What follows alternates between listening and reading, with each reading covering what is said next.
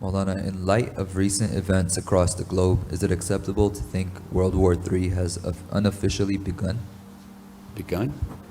Sure. Economic war always occurs before the physical. So economic war is already all over the world. They're all fighting economically, trying to destroy each other's currencies, trying to wreak havoc in different societies. So this is the teachings. These are the events of these difficulties. And each power, superpower, has to protect all its borders. If you understand that, then you understand the moves they're making. So this entire Western Hemisphere has to be guarded, from Canada all the way down to South America. All of it has to be guarded. So whatever they're going to do, we said before, it's under the amr of Allah. Amrika, they don't have that power because they're cute. It's written by Allah. You can't get $5 off the ground if not written from you. You imagine the power that Allah has given is written. So everything is written by the Divine. And as these people become all aware, and all of them are aware that a great battle coming. Well, if any battle is coming, then they have to defend all sides.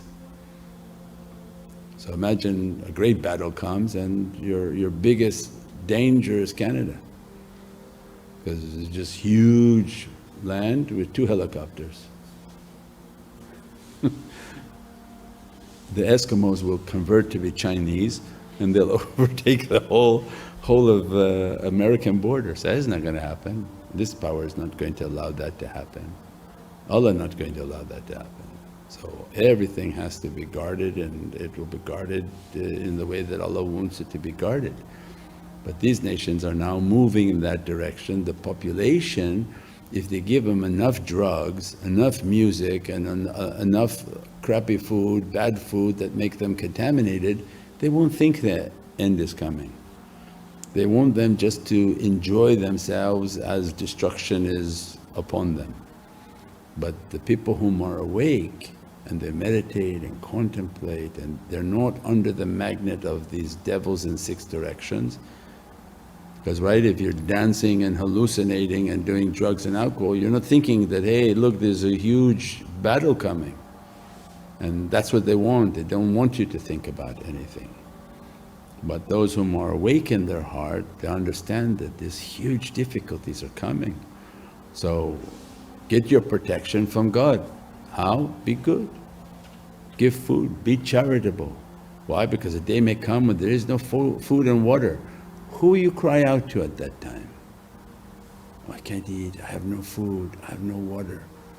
And Allah's like, you didn't give any food and water ever, now you're crying for it?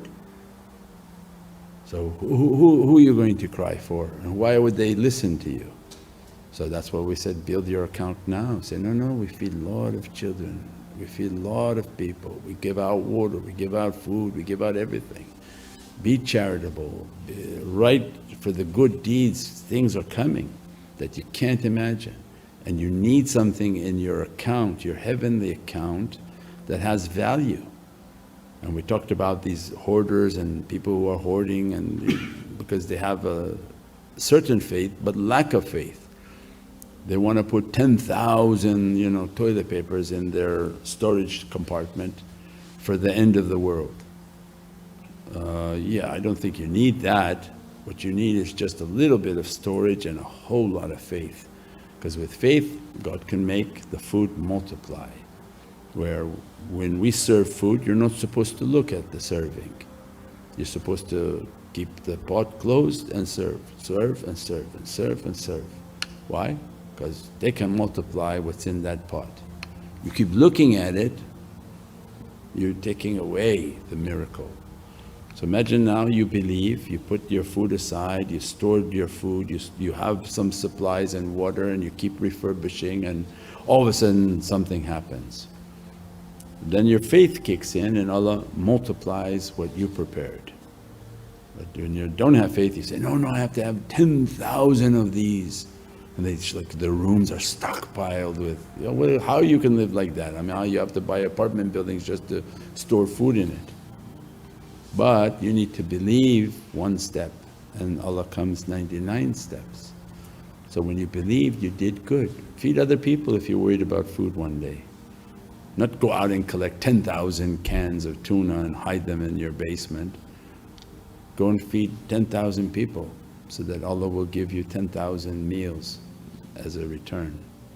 So these are the realities of generosity and faith, and when we put our faith in action, that's why when you follow a guide, they know what's coming. This is just from the level of the soul. Imagine the guy with a little bit of an antenna, he pulls it up and he can hear the police radio band. These guys who operate antennas, they can hear all the police calls. Go here, Unit 21 is going here, it's going here, going here. Imagine then somebody who has a spiritual antenna that goes up very high. Yeah, they're not in the dark. So their soul understands, oh, great difficulties are coming, great battles are coming, fire and disaster everywhere. Safeguard yourselves, your families with good character, good belief, good actions, so that Allah not to write, aggression upon you. That's why they give these coordinates and these teachings in these days. Talk is light, but kid mess with. Yacking bills where you serve no way. The Shaykh is the example, pick your fate. You act your fate, you climb or break. Each deed is a road to divine support. Each step is a proof that his heart reports. Say it, he taught, never drop the flag. Put your faith in action, in silence don't brag. Through kid, my hearts get washed and shine. Mercy drops like rain from the divine.